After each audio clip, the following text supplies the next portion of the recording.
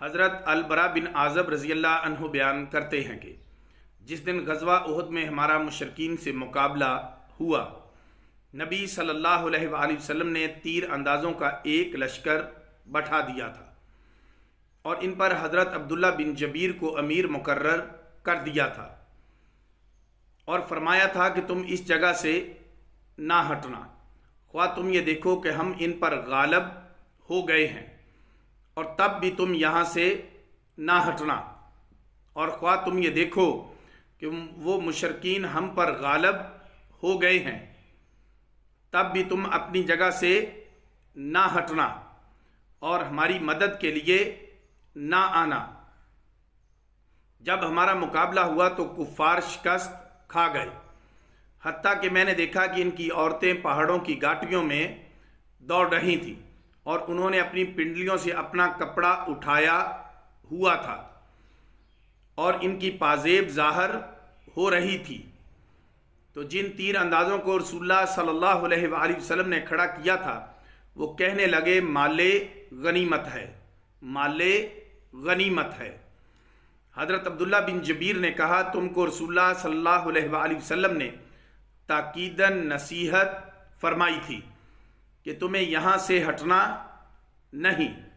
وہ نہیں مانے اور جیسے ہی انہوں نے انکار کیا ان کے چہرے پھر گئے اور 70 مسلمان قتل کر دیے گئے۔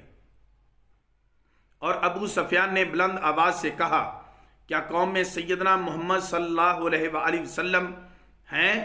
آپ نے فرمایا اس کو جواب نہ دینا۔ پھر کہا کیا قوم میں ابن ابو قحافہ حضرت ابو بکر ہیں؟ آپ نے فرمایا اس کو جواب نہ دینا۔ پھر کہا کہ قوم میں خطاب کا بیٹا حضرت عمر ہے؟ پھر کہنے لگے یہ سب قتل کر دیے گئے، اگر یہ زندہ ہوتے تو ضرور جواب دیتے۔ پھر حضرت عمر ضبط نہ کر سکے، انہوں نے کہا اے اللہ کے دشمن تو جھوٹ بولتا ہے، اللہ تعالیٰ نے ان لوگوں کو زندہ رکھا ہے جو تجھے غمگین کریں گے۔ ابو سفیان نے کہا حبل بلند ہو۔ نبی صلی اللہ علیہ وآلہ وسلم نے فرمایا اس کو جواب دو۔ مسلمانوں نے پوچھا ہم کیا کہیں؟ فرمایا تم کہو اللہ بلند اور برتر ہے۔ ابو سفیان نے کہا ہمارا عزا ہے، تمہارا عزا نہیں ہے۔ نبی صلی اللہ علیہ وآلہ وسلم نے فرمایا اس کو جواب دو۔ مسلمانوں نے پوچھا ہم کیا کہیں؟ فرمایا تم کہو اللہ ہمارا مولا مددگار ہے اور تمہارا کوئی مولا مددگار نہیں ہے۔ ابو سفیان نے کہا آج کا دن بدر کے دن کا بدلہ ہے اور جنگ ایک ڈول ہے، ان قریب تم ایک مسئلہ دیکھو گے، نہ میں نے اس کا حکم دیا تھا اور نہ مجھے اس سے رنج ہوا ہے۔ مسئلہ کا معنی ہے جس کو قتل کر کے اس کے اعضاء کاٹ دیے جائیں۔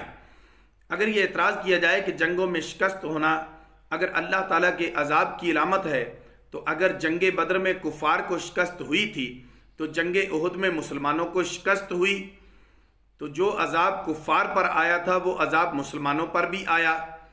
اس کا جواب یہ ہے کہ مسلمانوں کو اس وجہ سے شکست ہوئی کہ انہوں نے رسول اللہ صلی اللہ علیہ وسلم کی حکم عدولی کی ہے۔ آپ نے فرمایا تھا کہ فتح ہو یا شکست تم اس جگہ سے نہ ہٹنا۔ وہ مال غنیمت کو حاصل کرنے کے شوق میں وہاں سے ہٹ گئے تو انہوں نے جیتی ہوئی بازی ہار دی۔ اور آج بھی مسلمانوں کی ضعف و حالی اور کمزوری کی یہی وجہ ہے کہ انہوں نے رسول اللہ صلی اللہ علیہ وسلم کی سنت اور آپ کی اتباع سے منہ موڑ لیا ہے، تو اللہ تعالیٰ کی نصرت اور حمایت نے ان سے منہ موڑ لیا۔ اللہ تعالیٰ کی مدد کے حصول کا مدار آپ کی اتباع پر ہے اور بدر اور احد کی جنگوں میں ان کی واضح دلیل ہے۔ وَمَا عَلَيْنَا إِلَّا الْبَلَاغُ الْمُبِينُ۔